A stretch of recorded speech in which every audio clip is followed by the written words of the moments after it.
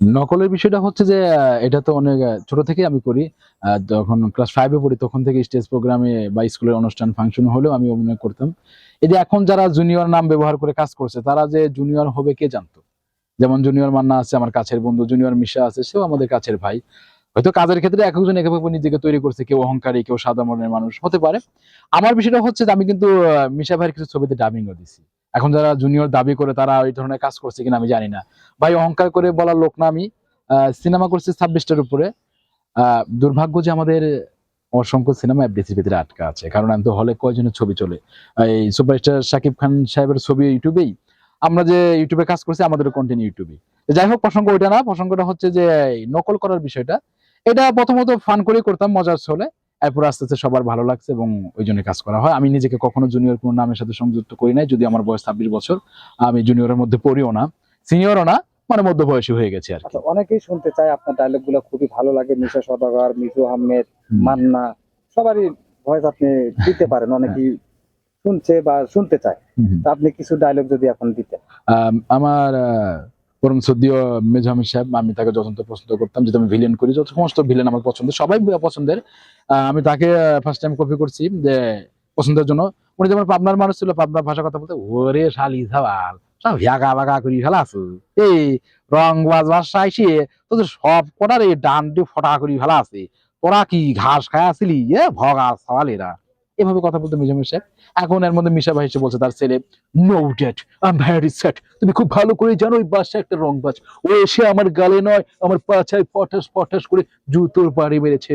আমি যদি ওকে পাই ওকে গুনে গুনে 4-4টে গুলি করবো, ওর বুকের ছিদ্র বের করে ফেলবো আমি।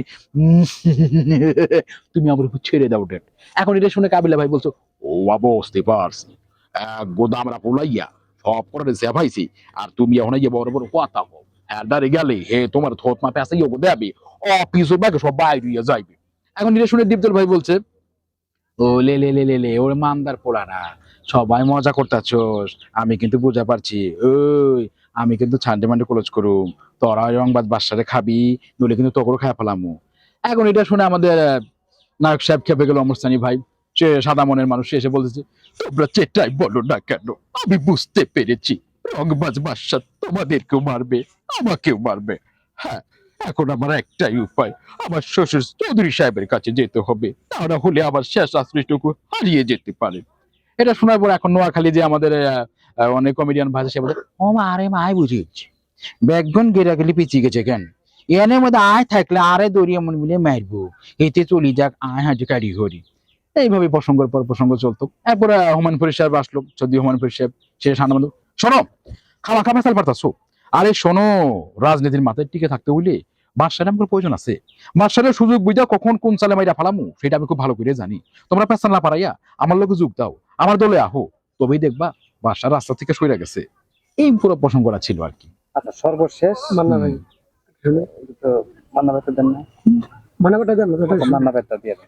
মান্না ভাই যেমন ন্যাচারালি টাঙ্গালের ভাষায় যেভাবে কথা বলতো, যেমন হায় হায় কসকি, তোরা যদি দেশের নেতা বস তাইলে তো দেশের কাম সারা, আমি কিন্তু বুঝতে পারছি তোরা আসলে ভালো মানুষ না।